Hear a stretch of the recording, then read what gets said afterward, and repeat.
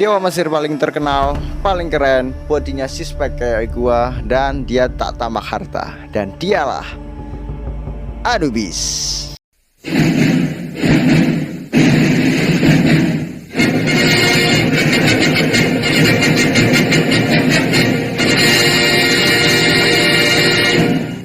Peradaban Mesir sangatlah terkenal dengan piramida, makam, dan praktek mumifikasi sebagai persiapan untuk bekal setelah kematian.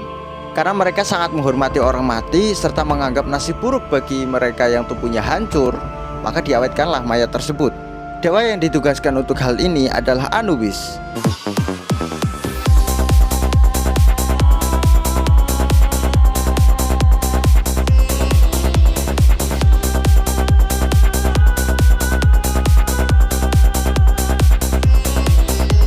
Dewa kematian, dewa mumifikasi, dan dewa yang memandu roh kalian, roh jiwa-jiwa orang yang mati di mitologi Mesir ke aula penghakiman. Anubis digambarkan sebagai anjing hitam bertelinga runcing atau sebagai pria yang berotot dengan kepala serigala.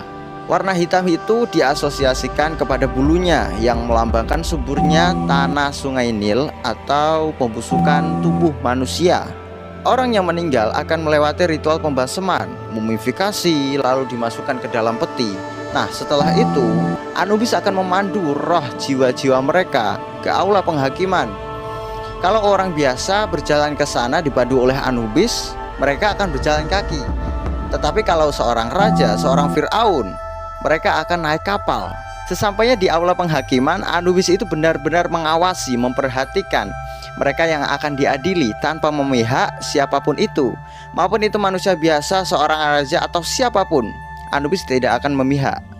Dibantu oleh dewa-dewa yang lainnya, diantaranya adalah Dewa Thoth, ya, Dewa Thoth sebagai juru tulis, Dewa Osiris sebagai hakim, dan Dewi Amit yang selalu berada di sisi samping Anubis. Jadi saat jantung mereka itu ditempatkan di penimbangan dan ditimbang oleh bulu ma'at, bulu keseimbangan, bulu kebenaran, jika jantung mereka itu lebih ringan dari bulu ma'at, maka ia dipastikan akan lolos ke babak selanjutnya, yaitu surga. Kalau dalam bahasa Mesir mereka menyebutnya Aru. Jantung yang bobotnya sama maka akan didiskusikan terlebih dahulu. Tetapi kalau jantung itu lebih berat daripada bulu ma'at, sebenarnya sudah bisa diputuskan dia akan gagal. Tetapi karena para dewa masih memiliki sifat baik, maka ya diberi satu kesempatan lagi jiwa itu untuk menjelaskan perbuatannya selama di dunia selama ini. Jiwa yang tidak bisa menjelaskan kepada dewa kematian atau dalam artian gagal, maka jiwa tersebut akan dimakan oleh Amit. Ini adalah nasib yang sangat buruk, bagaikan kematian yang kedua. Dan jiwa yang sudah dimakan oleh Amit, ia akan melayang-layang dan melayang-layang di dunia.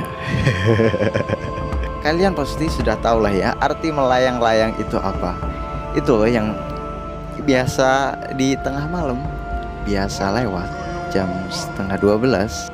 Mungkin juga ini kali ya asal usul nama Amit-Amit itu berasal.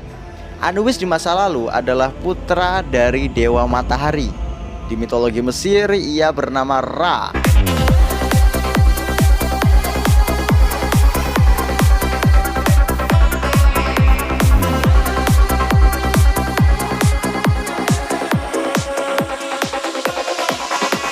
Jadi dulunya itu Anubis adalah anak dari Ra.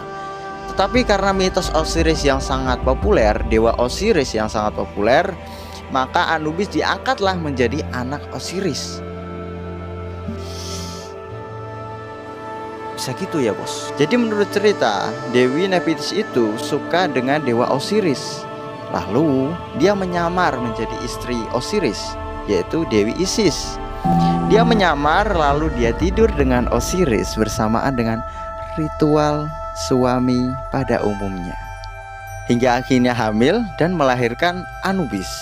Tapi sayangnya Dewi Isis yang merupakan istri dari Osiris dan dewa Set, iya benar Set, yang merupakan suami dari Dewi Nefitis, mereka tahu akan perselingkuhan itu. Mereka tahu akan hubungan gelap itu. Isis mencari bayi itu, mengadopsinya, dan sudah menganggap seperti anak sendiri.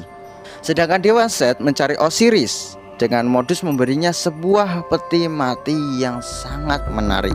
Dewa Osiris disuruh masuk ke peti itu. Lalu tiba-tiba Dewa Set membanting pintu tersebut, diikat kenceng, lalu dibuang ke Sungai Nil. Lo tahu kan panjangnya Sungai Nil? Panjang banget, 6.650 km ke arah laut. 1 kilometer aja berapa panjangnya itu? Ini 6.650 kilo, bos. Lalu Dewi Isis mencari suaminya itu, menyeberangi Sungai Nil, dan ketemulah di sebuah pohon. Nyasang lah ya. Saat dibawa pulang, Dewa Set tahu bahwa Osiris telah kembali, dan dia melakukan dendam kedua kalinya dengan mencabik-cabik tubuh Osiris menjadi beberapa bagian. Lalu tubuh Osiris disebar ke seberang tanah dan ke sungai. Dewi Isis mengumpulkan potongan-potongan itu. Dia dibantu dengan Dewi Nepitis karena merasa bersalah kepada Dewi Isis gitu ya. Dan akhirnya Dewa Osiris berhasil dihidupkan kembali. Tapi bagiannya nggak lengkap karena alat kelaminnya atau penis sudah dimakan sama ikan. Jadi terpaksa Osiris tidak bisa melanjutkan kehidupannya di dunia. Dipersiapkanlah itu ya pembalseman kepada Dewa Osiris yang dipimpin sama Dewa Anubis. Nah, Dewa Set ini tahu bahwa Osiris itu masih ada. Lalu Dewa Set melancarkan dendam ketiganya kepada Osiris dengan menyamar sebagai macan. Dan dia ingin menyerang Osiris saat berbaring, tetapi Anubis melawan. Anubis mengambil besi panas lalu mencap tubuh Dewa Set hingga kemudian ditutul-tutul, dan itulah asal usul macan tutul. Kayak gitu kali ya. Anubis mengulitinya, diseset-seset, dikopet-kopet, lalu mengenakannya di tubuh sebagai peringatan untuk orang jahat. Dan itulah mengapa lukisan Anubis, patung Anubis itu ada di makam-makam sebagai pelindung orang mati. Anubis dulu itu awalnya adalah dewa kematian dan penguasa dunia orang mati, atau biasa disebut underworld. Tetapi karena Osiris mati dan ingin menjabat sebagai penguasa underworld, maka secara sukarela Anubis menyerahkan tahta tersebut kepada Osiris. Respect kepada Anubis, respect. Dan kalian tahu, Anubis itu bukanlah nama aslinya. Nama itu diberikan oleh orang Yunani yang singgah ke Mesir. Lalu dinamailah Anubis. Nama aslinya adalah Anpu atau Inpu. Dia juga punya istri namanya Anput. Ya sebut saja ini adalah Anubis versi cewek. Dan anaknya adalah Khebeshet. Meskipun Anubis ini gak memainkan peran di banyak mitos mitologi Mesir, tetapi popularitasnya sangat besar. Beberapa gelar yang disandang salah satunya adalah dia yang ada di tempat pembalseman, Master of Secrets, dan banyak lagi. Orang Yunani menghubung-hubungkan Dewa Anubis dengan Dewa Hermes yang sama-sama bertugas sebagai penghantar jiwa orang mati. Maka disatuin jadi Hermanubis. Dan itulah tentang Anubis. Kalau mau nambahin atau ngoreksi kesalahan yang aku buat, bisa tulis di kolom komentar. Sampai jumpa dan nantikan episode-episode gua selanjutnya.